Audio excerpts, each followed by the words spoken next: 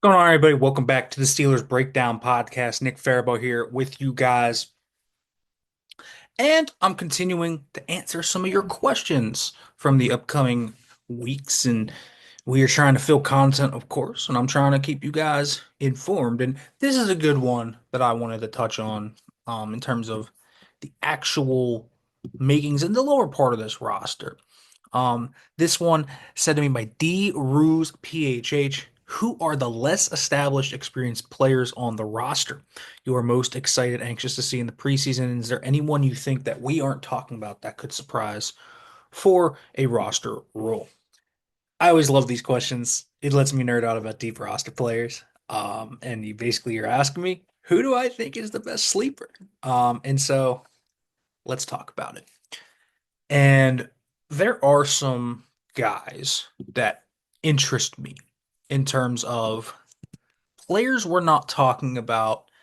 I've mentioned some of these guys in the past, but let's talk about them. DJ Thomas Jones is numero uno, and he's going to be because this guy, I think, has a real shot to make that roster push that people maybe don't expect him to make. And the Donald Parham injury really opened the door for him.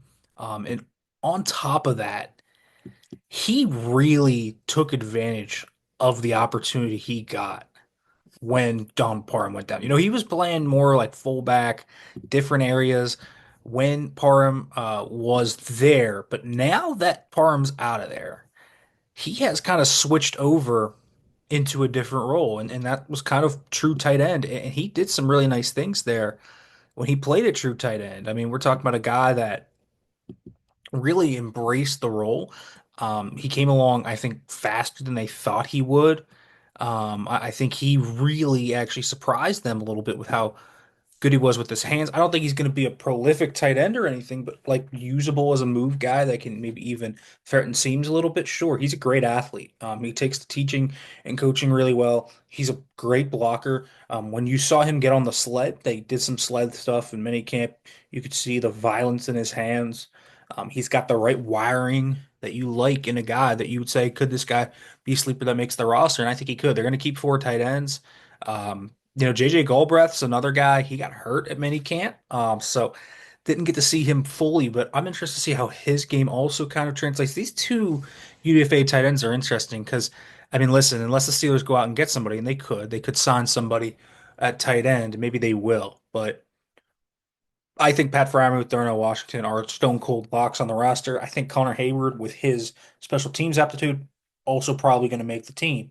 So there's really a roster spot up for grabs. And Galbraith and Jones, Thomas Jones, are so different. You kind of need that guy. I think that can be Darnell Washington's true backup. I think Thomas Jones could be that more than Galbraith. Galbraith, though, is going to be a really good, I think, stash on the practice squad. He's tough. He played through injuries his last year at South Dakota and still looked good. I mean, he's just such a fluid athlete in space. He's got an odd frame for the position. He's kind of more receiver than tight end in some ways, so the inline blocking part of it is going to have to come along, but he has shown a real aptitude to trying to get that going. And so there's just a lot of promising things with both those guys. Those tight ends, I think, are two guys that I'm really excited to see. Someone I didn't have on my radar, we had talked about Rock Taylor before, but honestly, someone I didn't have on my radar that I'm actually really excited to see in training camp and as things go along, Montana Lamonius Craig. This guy was actually pretty fun to watch at OTAs and minicamp. I mean, just caught everything. We're talking about a guy that literally made a diving one-handed catch on a probably a slightly overthrown ball from Will Howard, but it was a gorgeous catch. He made some nice contested grabs when there were other hands in the area. He's just kind of smooth. He's an interesting player. He's explosive enough to kind of just win on drag routes and kind of just use his speed there. He's a player to watch. I was far more impressed with him than I was guys like Rock Taylor. To be quite honest with you, I didn't think Rock Taylor um, was that great when I saw him out there. Now he was hurt, so maybe he's still recovering from that injury. But man, I was really impressed by Montana Lamonis Craig, and that was someone I did not have on my radar. So someone to keep an eye on there. I thought Dante Kent, Steelers' seventh round pick, at slot corner, was actually really fun. He had a few really nice PBUs. He was a guy that had his hands on the football just all week. That was kind of what I thought of him. I mean, he led the nation since 2022 in pass breakups. He's just a guy that was ball aware. He's a ball hawk. He's a gambler. He's punching at the ball. He forced two fumbles. Like that was a guy that I thought just stood out as just a playmaker. And so, yeah, I mean, give me kind of a good stock in there on Dante Kent. I do like him. If they don't add a slot corner, I think he's making the team. He's a really fun player when you watch him and what he can do. And he can be a punt returner. He can do a lot of different things for you that push the envelope. And he's a great athlete. So there are things to embrace there about the player he is. And I like that when you have a player you can really embrace as kind of a do it all type of piece out there. So he's a fun player to watch. Um, you know, and then I'm excited to kind of see Max Hurleman. He was one of their rookie camp signings. He plays running back, can play receiver, tough guy, right wiring. He's someone to watch that I like. Um, but the sleepers on this team, I think the main sleepers that I will point to are DJ Thomas Jones, JJ Galbraith, and Dante Kent. And some of those other names, Montana Lemos Craig, I think are like practice squad names you can keep an eye on. One guy that actually probably has a shot to make the roster that I don't think people are given enough credit for right now, is Dylan Cook.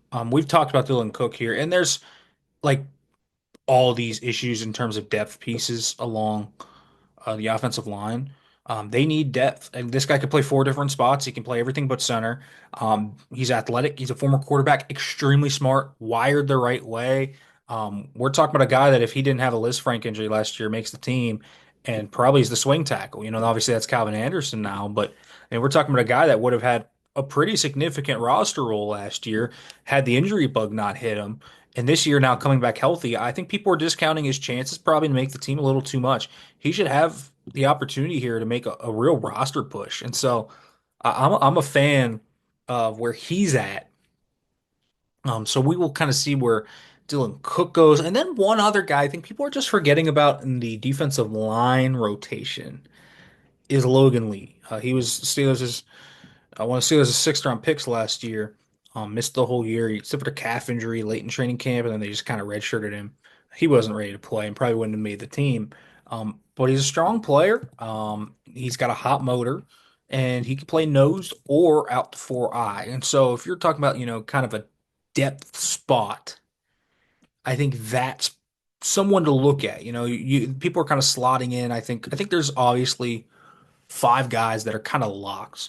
But do they keep six or do they keep seven? Logan Lee is going to be one of those guys in that rotation, and he's got a role I think that the Steelers will value considering their struggles in run defense. Even with Y.A. Black here, I think they'll still value that role that Lee has.